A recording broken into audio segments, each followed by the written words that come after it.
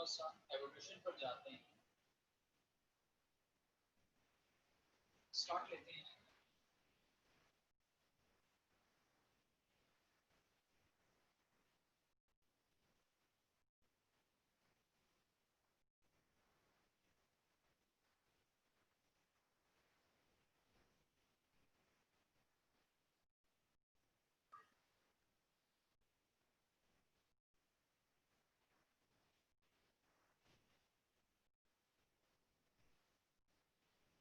देखिए, हम बात को स्टार्ट लेते हैं इकोनॉमिक्स की बेसिक्स। इकोनॉमिक्स बेसिकली इंग्लिश का वर्ड जरूर है, लेकिन ये एक लैटिन लैंग्वेज का वर्ड है ओइकोनॉमिस। वहां से इसको डिराइव किया गया। ओइकोनॉमिस, OIKONOMOS। ओइकोनॉमिस ये लैटिन लैंग्वेज का वर्ड है। इसमें इसका अगर हम थोड़ा सा एग्जैक्ट मीनिंग बाय वर्ड्स तो नहीं, लेकिन इसका एक फ्रेजल मीनिंग हम ले सकते हैं कि हम अपनी लाइफ गुजारने के लिए जो एक्टिविटीज परफॉर्म करते हैं उसको हम इकोनॉमिक्स का नाम देते हैं। ये इस वर्ड का लैटिन लैंग्वेज का मीनिंग बता रहा हूँ। अब अगर हम बात करते हैं कि इकोनॉमिक्स कब से एग्जिस्ट करती है इस वर्ल्ड में, तो जब से इंसान बना है, इस दुनिया में आया है, इकोनॉमिक्स तब से एग्जिस्ट कर रही है। क्योंकि जिंदगी गुजारने के लिए इंसान जो एफर्ट करता है उसको हमने इकोनॉमिक्स का नाम दिया। तो जिंदगी तो इंसान तब से गुजार रहा है जब से वो इस दुनिया में आया। इसका मतलब फिर हजारों करोड़ों साल पहले से इकोनॉमिक्स तो एग्जिस्ट कर रही है। लेकिन इकोनॉमिक्स को एज अ सब्जेक्ट इंट्रोड्यूस करवाया। अब उसके ऊपर हम बात करते हैं, तो इकोनॉमिक्स के एवोल्यूशन के ऊपर बात करते हैं, तो 1776 1776 की बात करते हैं, ठीक है जी। अब उसमें एक पर्सन था जिसको हम नाम देते हैं एडम स्मिथ का। He is also called father of economics. Adam Smith को फादर ऑफ इकोनॉमिक्स पे कहा जाता है। ये स्कॉटिश पर्सन था, यानी कि स्कॉटलैंड का रहने वाला था। Scottish person mister Adam Smith. और 1776 में जिसको स्टार्ट किया, तो हमने इसको क्लासिकल पीरियड का नाम दिया। क्लासिकल स्कूल ऑफ थॉट भी कहते हैं, क्लासिकल पीरियड ऑफ इकोनॉमिक्स कहा जाता है। वो फाउंडर एडम स्मिथ था और इसने इकोनॉमिक्स को डिफाइन किया अपने वर्ड्स में। अभी उसको डिस्कस करते हैं आगे चल के। लेकिन उसकी डेफिनेशन के अंदर जो मेन थीम था, उसकी डेफिनेशन के अंदर जो हमारे पास मेन थीम था, वो थीम किस चीज के ऊपर था? वेल्थ के ऊपर था, ठीक है जी। मेन थीम हमारे पास किसका था? उसका वेल्थ के ऊपर बेस करता था हमारे पास। क्लियर होगी बात जी? और इसने एक बुक लिखी थी, ठीक है जी। अब वो बुक हमारे पास क्या थी? अब उसका पूरा नाम मैं यहाँ पर ले रहा हूँ, an inquiry into the nature and causes of the wealth of nation. ये पूरा टाइटल था उसकी बुक का। बेटा दोबारा से देखिएगा। वो कहता है कि an inquiry into the nature, ठीक है जी, into the nature and causes of the wealth of nation की हम बात करते हैं। ये इसकी पूरी बुक का नाम था। मैंने आप लोगों के साथ जो मेरे ख्याल से अभी शेयर कर दिए नोट्स है, मैं आज ग्रुप में नोट्स शेयर कर दूंगा, कुछ हैंडआउट्स आपसे शेयर करूंगा, बल्कि शायद मैं कर चुका हूं ग्रुप में आप लोगों को। तो ये सारी चीजें उसमें अवेलेबल है। अब इस टाइम पीरियड से इकोनॉमिक्स का स्टार्ट हुआ 1776 से, और ऑलमोस्ट 114 ईयर, 114 साल इकोनॉमिक्स के इस क्लासिकल पीरियड ने एग्जिस्ट किया। और लॉग इकोनॉमिक्स को वो पढ़ते आए जो एडम स्मिथ ने डिफाइन किया। अब एडम स्मिथ की डेफिनेशन क्या कहती है अभी मैं डिटेल में डिस्कस करूंगा। लेकिन उसके बाद फिर क्या हुआ? 1890, 114 साल के बाद एक नया पर्सन फाउंडर था, that is called Alfred Marshall. अब उसने आकर इकोनॉमिक्स को अपने वर्ड्स में एक्सप्लेन किया। वो कहता है इकोनॉमिक्स वेल्थ नहीं है। इकोनॉमिक्स क्या है? मटेरियल वेलफेयर का नाम है। वो कहता है कि सिर्फ वेल्थ की बात करना, क्रिटिसाइज किया ना किसी भी चीज में, जब कोई इंसान अपना स्कूल ऑफ थॉट लेकर आता है, अपने व्यू पॉइंट लेकर आता है, तो डेफिनेटली वो प्रीवियस वाला जो स्कूल ऑफ थॉट होता है उसके ऊपर थोड़ा सा क्रिटिसाइज करता है। तो इस टाइम के पर्संस ने क्रिटिसाइज किया कि इसने सिर्फ वेल्थ के ऊपर बात की है, हाईली सेल्फिश नॉलेज इसको कह दिया। क्योंकि इकोनॉमिक्स एक सेल्फिश नॉलेज नहीं है। हालांकि वेल्थ के ऊपर सिर्फ अगर बात की जाए तो ये तो सेल्फिश बात है, सिर्फ दौलत दौलत दौलत दौलत। तो दौलत सिर्फ इकोनॉमिक्स सिर्फ दौलत नहीं है, इकोनॉमिक्स उसके अलावा भी बहुत कुछ है। और वो क्या है? वो कहता है इकोनॉमिक्स बेसिकली मटेरियल वेलफेयर का नाम है। तो फिर लोगों ने उसकी डेफिनेशन को ज्यादा एक्सेप्ट किया, और वहां पर क्लासिकल स्कूल ऑफ थॉट का फिर वहां पर क्या हो गया? एंड हो गया। और classical school of thought and होने के बाद जो दूसरा पीरियड स्टार्ट हुआ, that is called new classical period. अभी जो मैंने क्रिटिसिज्म आपको बताया, सिर्फ एक क्रिटिसिज्म बोला मैंने यहाँ पर, इसके अलावा और भी बहुत से क्रिटिसिज्म थे, वो भी सारे के सारे मेरे हैंडआउट्स में अवेलेबल, आप देख सकते हैं उसमें। तो 1890 में न्यू क्लासिकल पीरियड शुरू हुआ अल्फ्रेड मार्शल का, और उसने क्या कहा कि मटेरियल वेलफेयर के ऊपर बात की, ठीक हो गया जी। और इसने जो बुक लिखी, उसकी बुक का नाम हमारे पास था प्रिंसिपल्स ऑफ इकोनॉमिक्स के नाम से उसने बुक लिखी थी, ठीक है, माशियात के असूल, ये उसने किताब लिखी थी। और उसके बाद फिर क्या हुआ कि ये टाइम पीरियड 1890 से चला, लेकिन इस टाइम पीरियड का ड्यूरेशन थोड़ा था, राइट आफ्टर 42 इयर्स 1932 में आकर फिर क्या हुआ कि मॉडर्न इकोनॉमिक्स का टाइम पीरियड स्टार्ट हो गया। और मॉडर्न इकोनॉमिक्स का टाइम पीरियड इसलिए स्टार्ट हुआ क्योंकि वहां पर एक लिनल रॉबिन्स के नाम से एक इकोनॉमिस्ट आया, और उसने जो अपनी डेफिनेशन दी, वो कहता है कि इकोनॉमिक्स एक इकोनॉमिक प्रॉब्लम का नाम। और इकोनॉमिक प्रॉब्लम कौन सी, जो हर पर्सन फेस करता है दुनिया की, वो क्या फेस करता है, उसकी वांट्स अनलिमिटेड हैं, उसके विशेस अनलिमिटेड हैं, लेकिन उस विशेस को पूरा करने के लिए उसके रिसोर्सेज बहुत लिमिटेड। हम दुनिया का रिचेस्ट पर्सन भी अगर उठा लें, richest person of the world भी उठा लें, तो कोई भी दुनिया का ऐसा पर्सन हमें नहीं मिलेगा जो ये कह सके कि जी मैं 100% मेरी नीड्स पूरी हो चुकी हैं, now I have no need. इंसान अगर एक साइकिल पे जाता है, पैदल चलता है तो उसकी साइकिल की विश है, साइकिल पे जाता है तो बाइक की विश करता है, बाइक की विश पे जाता है, इसका मतलब एक विश अभी इंसान की पूरी नहीं हुई होती, तो इंसान जब उसको पूरा होता नजर आता है तो इंसान अगली विश करना शुरू हो जाता है, इंसान कहता है चलो ये तो गेन कर लिया, आगे चलते हैं। अब उसने इकोनॉमिक्स को जिस तरीके से एक्सप्रेस किया, that was very good.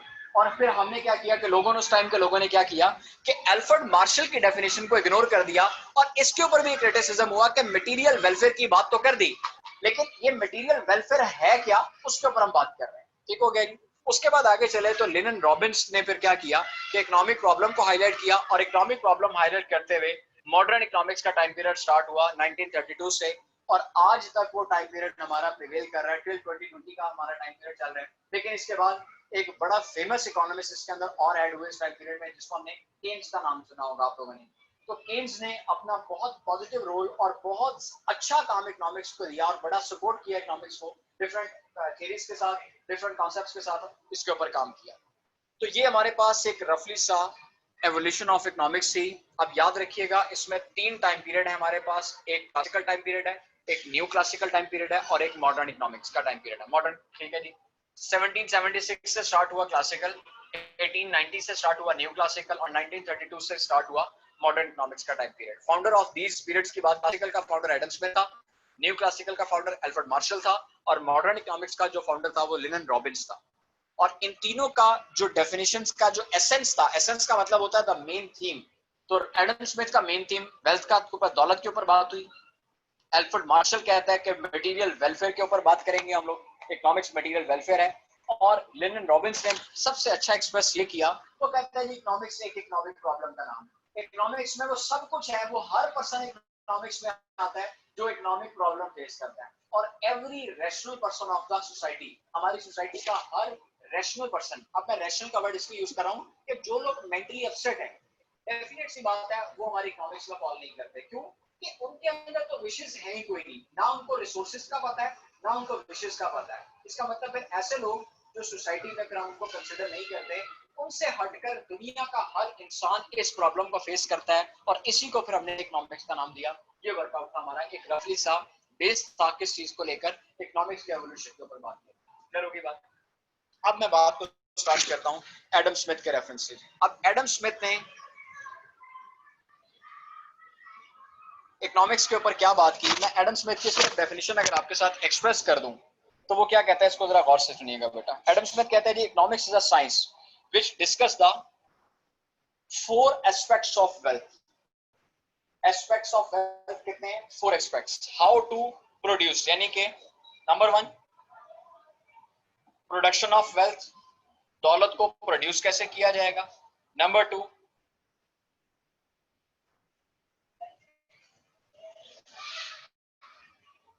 Consumption of wealth, दौलत को कंज्यूम कैसे किया जाएगा। एक्सचेंज ऑफ वेल्थ, दौलत का तबादला कैसे होगा। और उसके साथ साथ डिस्ट्रीब्यूशन ऑफ वेल्थ, दौलत को तकसीम कैसे किया जाएगा, डिस्ट्रीब्यूट कैसे किया जाएगा। तो उसने कहा कि इस कॉन्सेप्ट को, इस चीज के ऊपर जो स्टडी है उस पूरी की पूरी स्टडी को हमने क्या नाम दे दिया, इकोनॉमिक्स का नाम दिया। अब प्रोडक्शन ऑफ वेल्थ की बात करते हैं, तो how can we produce the wealth? तो एडम स्मिथ कहता है कि there are 4 factors of production of wealth. Wealth we can production, wealth production के लिए 4 फैक्टर्स हैं, जिसमें 4 फैक्टर्स हमारे कौन कौन से हैं? Land, labour, capital, organisation. ठीक है जी, जमीन, मेहनत, सरमाया, तंजीम। Land, labour, capital and organisation. जमीन, लेबर, कैपिटल, ये 3 फैक्टर्स ऐसे हैं जिसके बगैर हम वेल्थ अपनी नहीं कमा सकते। और चौथा फैक्टर ऑर्गेनाइजेशन, ये कोई फिजिकल फैक्टर नहीं है, ये एक ऐसा फैक्टर है जो इन तीनों फैक्टर्स को क्या करता है? ज्वाइन करता है। कितनी लैंड, कितनी लेबर, कितना कैपिटल, कहां पर लैंड, कौन सी लेबर, और how to use the capital, ये सारा डिसीजन कौन लेता है? ऑर्गेनाइजेशन, यानी कि जो एंटरप्रेन्योर है, जो मालिक है, जो कारोबार के ऊपर काम कर रहा है, ठीक है जी, वो ऑर्गेनाइजेशन के फैक्टर के अंदर आता है। तो जहां पर ये 4 फैक्टर्स आपस में मिलते हैं और जितना बेस्ट कॉम्बिनेशन बनाएंगे उतनी ज्यादा वेल्थ प्रोड्यूस करेंगे। तो ये हमारे पास एक पहला कॉन्सेप्ट था प्रोडक्शन ऑफ वेल्थ का। फिर कहते हैं जी कंजम्पशन ऑफ वेल्थ, बल्कि कंजम्पशन से पहले हम डिस्ट्रीब्यूशन ऑफ वेल्थ की बात करते हैं, how to distribute the wealth. तो डेफिनेट सी बात है, जब दौलत कमाने में इन 4 फैक्टर्स ने काम किया, तो लैंड के अगेंस्ट फिर उसको क्या दिया जाएगा? रेंट दे दिया जाएगा। लेबर को उसकी वेज दे दी जाएगी। कैपिटल के ऊपर हम उसका इंटरेस्ट पे कर देंगे। तो रेंट, वेज, इंटरेस्ट देने के बाद जो बचा वो ऑर्गेनाइजेशन का प्रॉफिट होगा। ठीक है जी, तो this is called distribution of wealth. अब जिसने दौलत कमाने में जितना रोल प्ले किया होगा उतनी उसको क्या मिल जाएगी? डिस्ट्रीब्यूशन के अंदर उसका उतना पार्ट होगा। फिर एक्सचेंज ऑफ वेल्थ, दौलत का एक्सचेंज किस तरह से होगी, तबादला कैसे होगा? डेफिनेट सी बात है, जब एक पर्सन पैसे खर्च करता है तो एक का एक्सपेंस, एक की कंजम्पशन दूसरे के लिए क्या बन जाती है? इनकम बन जाती है। तो पैसा एक्सचेंज होता है, एक दूसरे के पास घूमता रहता है। और कंजम्पशन ऑफ वेल्थ की बात भी ये है कि हाउ टू कंज्यूम, आपने कितना पैसा किस तरह से खर्च करना है, और खर्च करने के बाद उसमें कुछ सेविंग करनी है, नहीं करनी, इन्वेस्टमेंट करनी है, नहीं करनी। इन शॉर्ट की सारी मैंने जनरल वर्ड्स में बड़ी जल्दी जल्दी से चीजों को कवर अप कर दिया। ये थी एडम स्मिथ की डेफिनेशन जिसको हमने बात की। लेकिन एडम स्मिथ के इस डेफिनेशन के ऊपर क्रिटिसाइज हुआ और बड़ा डिटेल क्रिटिसाइज किया गया by the second new classical जो है ना इकोनॉमिस्ट जो हमारे, उन्होंने क्या किया, इसके ऊपर बड़ा डिटेल्ड किस्म का क्रिटिसाइज किया। मैं कुछ क्रिटिसिज्म के पॉइंट्स यहाँ पर बोल रहा हूँ। वो कहते हैं जी डिसमिसल साइंस का इसको नाम दे दिया। ठीक हो गया जी। इवन के बड़ा हार्श वर्ड यूज किया गया, that is called pig philosophy. Pig कहते हैं खंजीर। वो कहते हैं कि ये खंजीराना इल्म है कि सिर्फ और सिर्फ दौलत के ऊपर बात की गई। पिग फिलोसफी का नाम देते हुए लोगों ने इसको रिजेक्ट किया। न्यू क्लासिकल के थॉट वाले जो लोग आए थे, और उन्होंने कहा कि इन्होंने इकोनॉमिक्स के स्कोप को लिमिटाइज कर दिया, सिर्फ वेल्थ के ऊपर बात कर दी। सिर्फ दौलत ही सब कुछ नहीं होती। इंसान की जिंदगी में सिर्फ दौलत नहीं है, लेकिन दौलत से हटकर इंसान की जिंदगी में और भी बहुत सी चीजें आती हैं। ठीक हो गया जी। इसका मतलब इसको एक सेल्फिश नॉलेज करार देते हुए इसको रिजेक्ट कर दिया गया by the new classical period. अब रिजेक्ट तो कर दिया, क्रिटिसाइज तो किया, लेकिन क्रिटिसाइज करने के बाद फिर वो खुद से क्या लेकर आए। अब अल्फ्रेड मार्शल की डेफिनेशन क्या कहती है, अब मैं डेफिनेशन को बाय वर्ड पढ़ रहा हूं, फिर इसको एक्सप्लेन करूंगा आपके साथ। अब वो कहते हैं economics is the study of Mankind in the ordinary business of life. It examines that part of individual and social actions which are most closely connected with the attainment and with the use of material requisites of well-being. Well-being का मतलब होता है एक अच्छी जिंदगी गुजारने के लिए material requisites, मादी लवाजमात। एक अच्छी जिंदगी गुजारने के लिए, अगर मैं इसको सिंपल और इजी उर्दू वर्ड्स में डिफाइन करूं, तो अच्छी जिंदगी गुजारने के लिए मादी लवाजमात, मादी का मतलब to which we can see that, जिसको हम देख सकते हैं, to which we can touch that, जिसको टच छुआ जा सकता है, तो हर ऐसी चीज को हम मादी चीज कहते हैं। तो अच्छी जिंदगी गुजारने के लिए जो मादी लवाजमात इंसान कहां से अटेन करेगा और उनको कैसे खर्च करेगा, इस चीज की स्टडी को मार्शल कहता है कि ये थी इकोनॉमिक्स। वो कहता है सिर्फ दौलत नहीं, मादी लवाजमात एक इंसान की अच्छी जिंदगी के लिए, जिसमें उसने मटेरियल वेलफेयर का नाम दिया कि मादी वेलफेयर जो है वो है इंसान के लिए इकोनॉमिक्स का। इकोनॉमिक्स वो है, सिर्फ दौलत नहीं। और मादी वेलफेयर सिर्फ दौलत से नहीं, दौलत से हटकर भी किसी चीज से मादी वेलफेयर अगर हमें मिलती है तो we can pick up that, हम उसको ले सकते हैं। तो इंसान की ऑर्डिनरी लाइफ में, इसका मतलब उसने फिर क्या किया कि इंपॉर्टेंस ऑफ इकोनॉमिक्स को वेल्थ के ऊपर से उठाया। इंसान का बेसिक जो आइडिया था वो वेल्थ के ऊपर से उठाकर उसने शिफ्ट कर दिया किसके ऊपर? मटेरियल वेलफेयर के ऊपर शिफ्ट किया। अब मटेरियल वेलफेयर के ऊपर फिर टाइम बिंग चलता रहा, थोड़ा सा ये आगे स्टेप चलते रहे। और ये मतलब रॉबिन्स मार्शल को मैंने सिर्फ थोड़ा सा एक्सप्लेन किया। अब मैं इसके क्रिटिसिज्म की तरफ आने लगा हूं। अब फिर क्या किया कि जो मॉडर्न इकोनॉमिक्स के लोग थे, मॉडर्न इकोनॉमिस्ट थे, इन्होंने इसके ऊपर क्रिटिसाइज करना शुरू कर दिया कि जी मटेरियल वेलफेयर की बात तो कर दी, लेकिन मटेरियल वेलफेयर क्या है? क्योंकि मटेरियल वेलफेयर एक ऐसा कॉन्सेप्ट है कि जो पर्सन टू पर्सन वेरी करता है। अब एक लोअर क्लास पर्सन को उठाते हैं, अगर हम लोग एक झुग्गी में रहने वाले की बात करते हैं, एक मांगने वाले की बात करते हैं, तो उसकी मटेरियल वेलफेयर सिर्फ इतनी है कि अगर उसको 3 वक्त का खाना मिल जाए और उसको अगर सिर्फ एक कपड़े की छत मिल जाए, वो झोपड़ी में रह ले, तो ये उसकी मटेरियल वेलफेयर है। लेकिन अगर हम थोड़ा सा मीडियोकर फैमिली की तरफ आते हैं, हम अपनी बात करते हैं, जैसे मैं आप मीडियोकर फैमिली के लोग हैं, हमारे लिए क्या है जी, अगर हम 2 वक्त की अच्छी रोटी खा लेते हैं तो रोटी के साथ 2 वक्त का अच्छा कपड़ा पहन लेते हैं, तो एक आधी बाइक या छोटी मोटी गाड़ी रख लेते हैं, इसका मतलब हमारी वेलफेयर यहाँ पर है, ये मटेरियल वेलफेयर हमारे लिए। अगर हम बात करते हैं एलीट क्लास की, तो उनके लिए ये सब तो बहुत नॉमिनल चीजें हैं, खाना भी बहुत अच्छा खा रहे हैं, रहन सहन भी बहुत अच्छा है, लाइफस्टाइल भी बहुत अच्छा है, उनकी मटेरियल वेलफेयर इससे भी ऊपर है। इसका मतलब फिर पहला क्रिटिसिज्म ये उठाया गया कि मटेरियल वेलफेयर का जिक्र तो कर दिया गया, बट मटेरियल वेलफेयर है क्या वो डिफाइन नहीं किया गया, और वो पर्सन टू पर्सन वेरी करती है, इसलिए थोड़ी सी एम्बिग्युइटी क्रिएट हो गई। अब मटेरियल वेलफेयर किसे कहा जा सकता है? अगर हम किसी एक चीज को मटेरियल वेलफेयर कहें तो फिर पूरी इकोनॉमी तो उसमें नहीं आ सकती, पूरी सोसाइटी उसमें नहीं आ सकती, क्योंकि यहाँ पर तो सोसाइटी में तो क्लासेस बनी हुई हैं, अपर क्लास है, लोअर क्लास है, मिडिल क्लास है और इंफीरियर क्लास है, सुपीरियर क्लास है, तो इसका मतलब हर क्लास का मटेरियल वेलफेयर का कॉन्सेप्ट चेंज है। तो इस वजह से फिर एक क्वेश्चन मार्क लग गया कि मटेरियल वेलफेयर क्या है। अगली बात फिर ये बता दी कि मटेरियल वेलफेयर तो बता दिया, लेकिन how to gain material welfare, इसके ऊपर भी हमारी इकोनॉमिक्स साइलेंट थी। इसका मतलब इस तरह के कुछ क्रिटिसिज्म इसके ऊपर उठाकर फिर इस डेफिनेशन ऑफ इकोनॉमिक्स को भी क्या कर दिया गया, इग्नोर किया गया और लोगों की तरफ से रिजेक्ट कर दिया गया। और नई इकोनॉमिक्स जो फिर वो कौन सी थी, वो कहां से आई? रॉबिन्स की तरफ से आ गई। अब रॉबिन्स की डेफिनेशन क्या कहती है, अगर मैं बाय वर्ड्स पढ़ता हूं तो बड़ी अच्छी डेफिनेशन उसने लिखी। वो कहता है जी economics is the science which studies human behaviour, जो इंसान के बिहेवियर को स्टडी करती है as a relationship between multiple and the relationship between multiple desires and scarce means, scarce का मतलब होता है limited resources which have alternative use। वो कहता है कि हमारे resources limited हैं और limited resources को use करते हुए हम अपनी multiple wants को कैसे पूरा करेंगे, ये एक प्रॉब्लम है। और ये प्रॉब्लम जिस पर्सन के साथ है वो पर्सन इकोनॉमिक्स में आता है। तो इतनी वास्ट डेफिनेशन बना दी उसने कि अब इस कॉन्सेप्ट के अंदर सारी की सारी दुनिया का बराबर, क्योंकि every rational person of the world is facing this problem, ये प्रॉब्लम फेस कर रहा है। ठीक हो गया जी। तो ये थे हमारे पास वो फैक्टर जिसको हमने क्या नाम दे दिया, इकोनॉमिक्स का। ये था हमारा रॉबिन्स की तरफ से जो डिस्कस किया गया कॉन्सेप्ट था। अब उसकी डेफिनेशन के ऊपर भी थोड़ा सा क्रिटिसाइज किया गया, रिवर्स क्रिटिसाइज हुआ, लेकिन उसकी डेफिनेशन का रिवर्स क्रिटिसाइज जो था वो इतना स्ट्रॉन्ग नहीं था कि उसकी डेफिनेशन को इग्नोर किया जा सके। और ना ही इसके बाद कोई ऐसा इकोनॉमिस्ट आया जिसने इससे ज्यादा अच्छे तरीके से इकोनॉमिक्स को डिफाइन किया।